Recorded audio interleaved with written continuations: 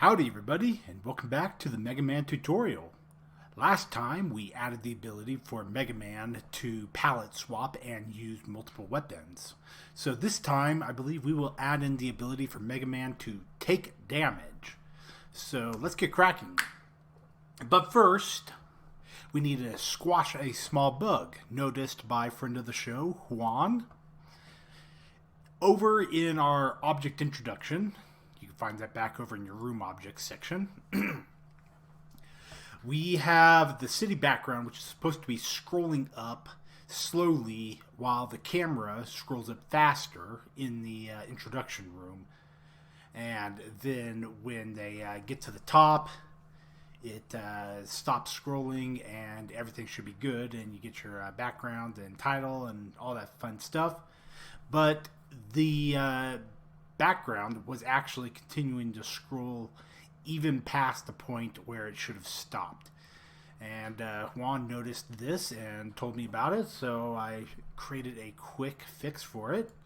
So if you come down to the scrolling section, you can add some parentheses here if you want. But the important part is add this and object camera greater than 0. So as long as the camera is greater than 0, that's when we want to be scrolling the camera up and the background up. Otherwise, we don't need to worry about it anymore. Right? Good. Great. Perfect. So that should fix that for you.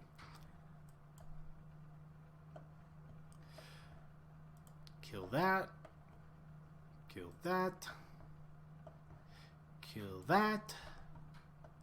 And come back to our player object. Alright, so we're going to add in the damage state. So let's add an event. Other user event 6 damage state. We'll zoom in here and relax. There it is. Popping open the code on the other side. So as far as it goes, another person was asking me a question. Actually, I'll do that real quick before we go anywhere. Let's pop this open. Go over to your scripts, macro scripts, and last time I showed you how to set up the palette swap code. To do it, you need to remember to declare, you need to run this palette swap init script over here in the macros script. So from the macro script, run the palette swap init script. And that creates a bunch of global variables that are used by the shader when we want to do palette swapping. Alright, you got that? Yes, good. On we go. So, Mega Man damage state. It's actually fairly easy as far as the code goes. So, we'll just copy and paste all this code into here real quick because you'll be very familiar with most of it. So, once our animation timer is equal to 0, then return to the move state, set our image speed equal to 0, image index equal to 0, last damager equal to no one, and event underscore user equal to activate our state. Last damager is a variable that we use so that stuff like bats, when you have like 5 bats attacking you at the same time, the bats will know that, oh, I hit the player, so don't hit him again. Or it worked at the time, but it kind of seems like a silly idea now. I don't really need it because we have the state where the player can go into, and once he goes into the damage state, he doesn't take damage again. So it's actually kind of redundant having this here, I think, actually. But we'll use it anyways, because the bats need to know when they have damaged the player. Acceleration, we just have the Y speed, because when you're in the damage state, just like in the Chip and Dale tutorial, you get knockback, so you gotta fall. So you get knocked up and then you fall back down to the ground. Y fractions will be the same, so we'll skip over that. Got our regions. Collision movement is the same as normal. Animation timer is just move the animation timer towards -1. Alright, so that is a really easy state, right? So let's come back over to the step event. This is where we'll do the majority of the work with taking damage. So we got a lot of stuff going on over here. Let's see if I can find the code over here on my side. Ground check, direction check, state execution. Oh, there it is, damage check. Positional clamping timers. Okay, good, yeah. So it looks like all we need to put in here is the damage check and our death check. So we'll put in the damage check now, and we'll see how much time we got about before we put in the death state. So right after checking for your direction and movement, we're going to put in our pound region, damaged state, in region. Excuse me. All right, code. All right, there's a lot of code that goes into this, so we're going to go if our iframe underscore timer underscore is equal to -1, and we're not invincible, then do some stuff. So if we're not currently in the damaged state, then if we're already in the damaged state, then we can't be damaged again. So that's our iframe invulnerability that's going on there. For our underscore projectile, instance underscore place, xy, and underscore enemy underscore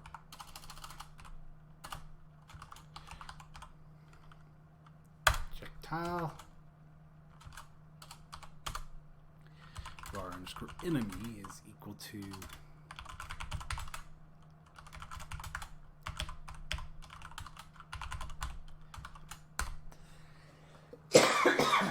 excuse me again.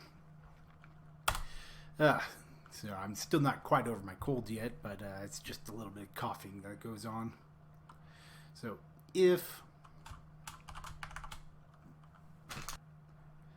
anyways, now that we've we only check to see if a projectile or a enemy has contacted the player during when we are not in the when we are not currently damaged. That way we save on a little bit of processing power. So if underscore projectile does not equal no1, or underscore enemy does not equal no1. Alright, so we're checking for these when we're not damaged, and if we actually have touched an enemy or a projectile when we are not in the damaged state, then we need to go over into the damaged state. And we actually kind of copy and paste the code in these two setups here. So we go, we're checking for both of them here, but then we check more specifically for one or the other.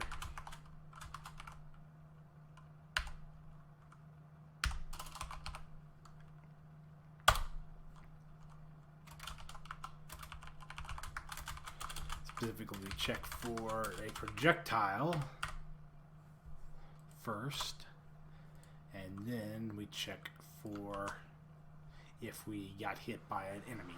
So if we got hit by a projectile, then we need to figure out what direction the damage came from, and we set our X speed equal to the negative of that. So we have projectile.x, so wherever the projectile is, and we have Rx, and if the projectile's X is greater than or equal to Rx, then set our X speed equal to -1, so we'll go backwards, otherwise go forwards. Our X fraction, we set that back to 0, Y speed equal to jump speed times 0.5, iframes equal to true, iframes iframe timer, animation timer is equal to sec times 0.4, object stats.hp minus equal underscore projectile.damage, image speed 0, image index 0, image x scale equals -x speed, so that we face our damager, because our x speed is currently -1, so we're going backwards, so we need to go -x speed to face the direction that the damage came from. And we need to create exhaust fumes, and these are a damage effect that we need to set up. So the player creates 3 exhaust fumes at the top, the B-box top, so left, right, and center. And these were at 16, 16, and the one in the center is at 20, so it's slightly higher than the other 2. And play the damage sound and set our state equal to the damage state. We don't actually have to execute it because we're about to enter into the state execution over here, so we're already good on that end. Let's go and create that exhaust effect real quick.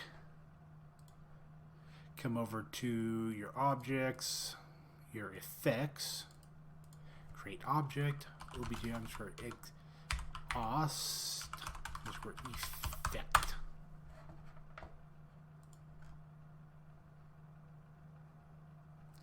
Let me find the code over here. Alright, so once we create the object, open it up, and we need to give it a sprite. So under Mega Man, no, effects, medium star, small star, large star, damage exhaust. There it is. When it's created, we give it an image speed 0.25, and on animation end, we instance underscore destroy. And if you prefer, you could actually use the animation end script, which is slightly more accurate than the animation end event. But basically the same thing. Alright, so now that we're creating that, we need to come back to the player. Except the player code is all the way up at the top on my other project.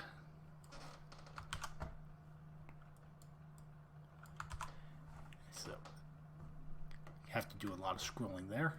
Alright, so last damager is set to enemy. X speed is, again, just like with the projectile. We set our direction facing based on who hit us. Set our X fractions to 0, Y speed equal to this, iframes equal to true, animation timers, animation time, HP would be enemy.damage, 0, 0, -X speed, create 3 exhaust particles, play sound, and set ourselves to the damage state. Alright. Of course, damage state is over here. So that is everything we need for setting up the damage state with the player. Let me make sure about that. Yeah, the player, he takes damage and gets knocked back, and after 0.4 seconds, you regain control. Because everyone loves those 0.4 seconds where you could end up falling off into a chasm or something, right? Let's give it a test. And that's why I knew I was forgetting something. We need to add blinking to the player. So, coming on over to our iframes timer, we use our interval. We have 2 different intervals here. We have one with the animation timer and one with the iframe timer. So while we're in the damage state, then draw the Mega Man as a damage flash. So draw a damage flash for Mega Man. This is supposed to draw behind him. And then we also draw Mega Man every according to the damage flash speed on the iframe timer. Alright, and we just used the same palette swap stuff that we have over here. So now let's go test this out.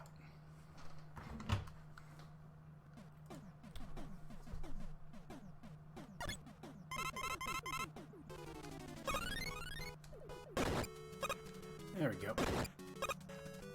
Perfect.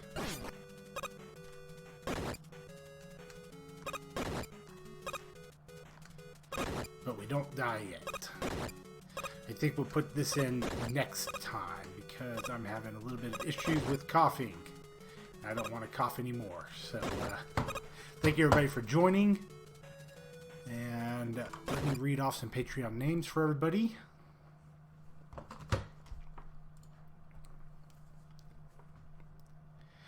We have to thank Fragile Hearts, True Patreon, Damien, Kenneth Klein, John Dickey, and Vladimir Soldatov for their generous contribution to the NES GameMaker. I got nothing. So, thank you very much for your support, and thank you everybody for watching. If you have questions or comments, leave them behind in the comments section, or join us on Discord, or I don't know, throw me $1 million and say, fix this. That'd be a great way to do it, right? Please do that for me. And until next time, good luck with your programming.